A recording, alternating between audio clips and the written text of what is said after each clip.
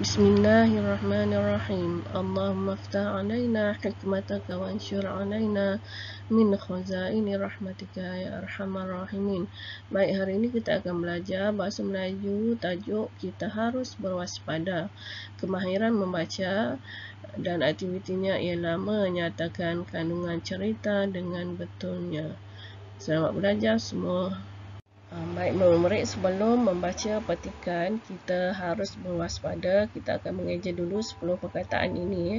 Perkataan ini terdapat di dalam petikan tersebut.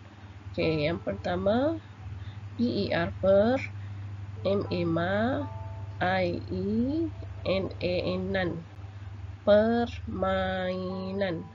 Yang kedua, ME me, MA ma, KAI kai, memakai. Seterusnya ME me, NGE nge, LAK lak, KAN kan, mengelakkan. ME me, NYU nyu, RUH roh, menyuruh. KI ke, CI ce, DI de, RA ra, AN an, kecederaan. MI me, NI ne, MA ma, NI ni, menemani. KI ke, SI se, LA la, MA ma, TAN tan, keselamatan. DID, UU, TA ta, MA ma, KAN kan, diutamakan. TER ter, JEja, TUH tu, terjatuh.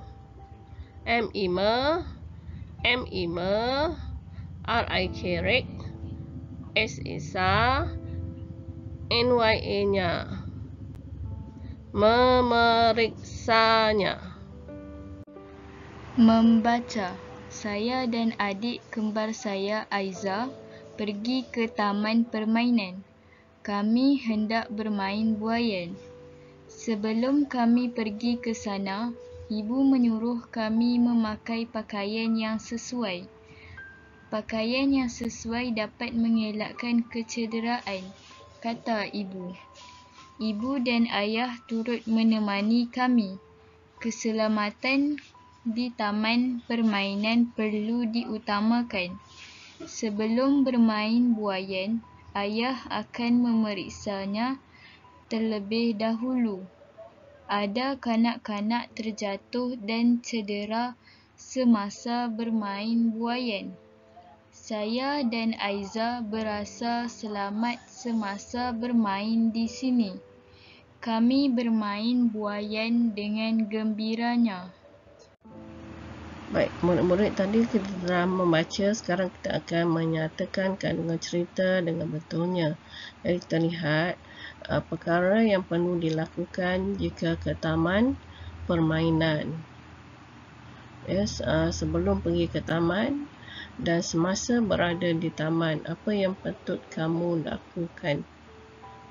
Sebelum pergi ke taman, kita harus memakai pakaian yang sesuai dan ditemani oleh orang dewasa atau ibu bapa. Kemudian seterusnya, semasa berada di taman permainan, apa yang patut dibuat? Memeriksa terlebih dahulu alat permainan sebelum bermain. Jadi itu adalah menyatakan kandungan cerita dengan betulnya. Baca cerita kemudian lengkapkan peta pokok. Saya dan Aiza pergi ke kompleks renang. Kami hendak berenang di kolam renang.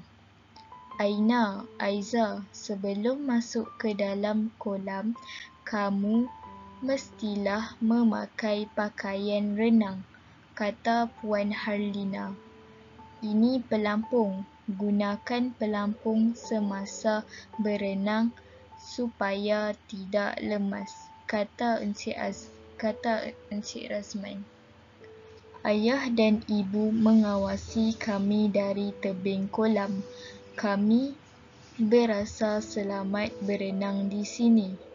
Selepas berenang di kolam, ayah menyuruh kami mandi di bilik air pula.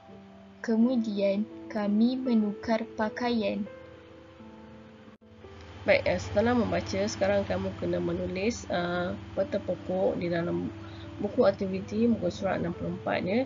Jadi tadi kita telah membaca pergi ke kolam renang. Jadi apakah perkara yang perlu dilakukan jika hendak pergi ke kolam renang ya. Jadi sebelum berenang kita kena buat apa? Memakai pakaian renang ya.